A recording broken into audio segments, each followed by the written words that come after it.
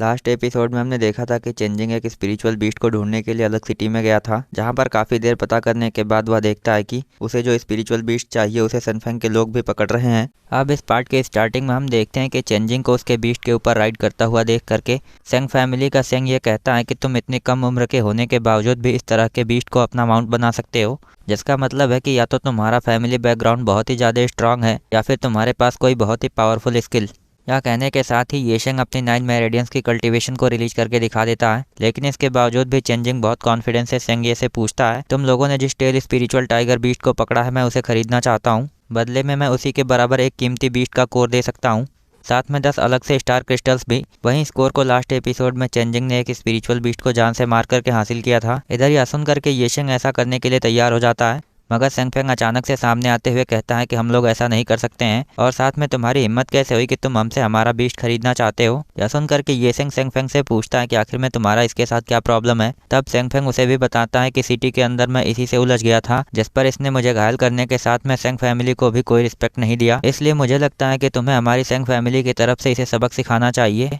तब येशेंग चेंजिंग से कहने लगता है, मेरे ख्याल से तुम यहाँ पर शायद नए हो, इसलिए मैं तुम्हें कोई बड़ी सजा नहीं देना चाहता हूँ, पर फिर भी तुम्हें हमारी सेंग फैमिली को डिसरिस्पेक्ट करने के लिए उस बीस्ट के साथ में अपने इस रेयर स्पिरिचुअल डॉग को भी हमें देना होगा, जिसके बाद मैं तुम्हारा एक हाथ काट करके तुम्हें जिंदा छोड़ दूंगा, ताकि तुम्हें यह महसूस हो सके कि आखिर में तुमने क्या गलती की है। यह सुन करके चेंजिंग कहता है, मेरे ख्याल से मैंने वहाँ पर फाइट नहीं स्टार्ट की थी, उल्टा इस लड़के के फाइट के स्टार्ट करने के बावजूद भी मैंने इसे कुछ नहीं किया, इसलिए मुझे लगता है कि अब तुम लोगों को हद से आगे नहीं बढ़ना चाहिए। यह सुन करके सेंगफेंग कहने लगता है, मेरे ख्याल से येशेंग तुम्हारे ऊपर अभी दया दिखा रहा है, पर फिर भी तुम्हारे एटीट्यूड को देखते हुए मुझे लगता है कि ऐसा नहीं करना चाहिए। तभी हम देखते हैं कि सेंगफेंग की ऐसी बातें सुन करके उसके गार्ड्स भी कहने लगते हैं, तुमने हमारे यंग मास्टर के साथ जो किया था उसके बाद तुम्हें जिंदा छोड़ना बहुत ज्यादा दया दिखाने के बराबर है, इसलिए अगर तुम सच में जिंदा रहना चाहते हो तो तुम घुटनों पर आकर के यंग मास्टर से माफी मांगो। तब हम देखते हैं कि चेंजिंग कुछ कहने के बजाय सीधा फाइट करने के लिए तैयार हो जाता है, जिस पर सेंगफेंग येशेंग से कहने लगता है, मेरे ख्याल से यह लड़का काफी ज्यादा स्ट्रांग है, इसलिए तुम्हें हमारी फैमिली के रिस्पेक्ट को ध्यान में रख करके फाइट करना होगा।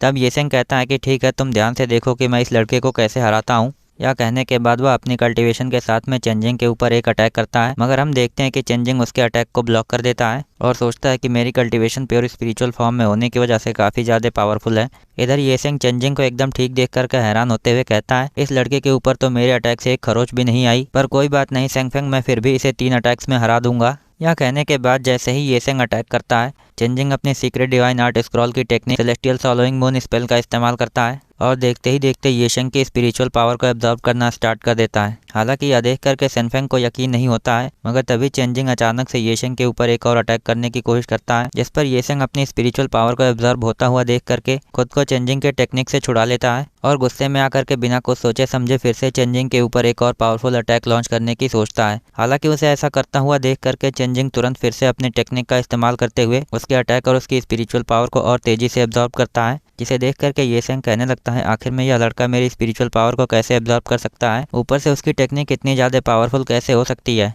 वहीं यह सब कुछ देख करके सेंगफेंग अपने गार्ड्स को येशेंग की मदद करने के लिए कहता है, जिस पर हम देखते हैं कि उन लोगों को अटैक करता हुआ देख करके चेंजिंग सबसे पहले येशेंग को अपने अटैक से बुरी तरह से घायल करता है, साथ में वह सेंग फैमिली के बाकी दोनों गार्ड्स के स्पिरिचुअल पावर को भी एब्जॉर्ब करने लगता है। इधर सेंगफेंग येशेंग की खराब हालत को देख करके डर जाता है, मगर इसके बावजूद भी येशेंग कहता है कि मैं इस लड़के को जान से मार दूंगा। तब दूसरी तरफ हमें दिखाते हैं कि चेंजिंग सेंग फैमिली के दोनों गार्ड्स को हरा करके सेंगफेंग की तरफ बढ़ता है, जिस पर येशेंग कहने लगता है कि आखिर में तुम करना क्या चाहते हो, क्या तुम नहीं जानते हो कि मेरी ब्लड लाइन सेंग फैमिली की मेन ब्लड लाइन है, जिसकी वजह से अगर तुम मुझे आज किसी भी सिचुएशन में नुकसान पहुंचाते हो तो तुम्हें भी बहुत बड़ी प्रॉब्लम का सामना करना होगा। पर तभी हम देखते हैं कि चेंजिंग से डरने के बाद सेंगफेंग अचानक से जज्बात बदलते हुए कहता है, सीनियर, मैंने आपको नुकसान पहुंचाने की कोशिश नहीं की है, या तो सेंग फैमिली के लोग हैं जो आपको नुकसान पहुंचाना चाहते थे, इसलिए मैं यहाँ से जा रहा हूँ। यह कहने के बाद जैसे ही सेंगफेंग भागने की कोशिश करता है, चेंजिंग एक अटैक करके उसे उसके स्पिरिचुअल बीस्ट से नीचे गिरा देता है, जिसके बाद हम देखते हैं कि सेंग फैमिली का बीस्ट फाइट करने के लिए आगे बढ़ता है, मगर जैसे ही चेंजिंग का बीस्ट दहाड़ता है, सेंग फैमिली का बीस्ट डर के मारे शांत हो जाता है। इधर चेंजिंग अब सेंगफेंग के पास जाकर के कहता है, तुम छोटी सी मुसीबत पड़ने पर अपनी फैमिली को छोड़ करके अपनी जान बचाना चाहते हो, जिसका मतलब है कि तुम्हारे अंदर शर्म नाम की चीज नहीं है। इधर यह सब कुछ सुनने के बाद भी सेंगफेंग पूरी बेशर्मी के साथ हाथ जोड़ करके चेंजिंग से बचने के लिए रिक्वेस्ट करने लगता है,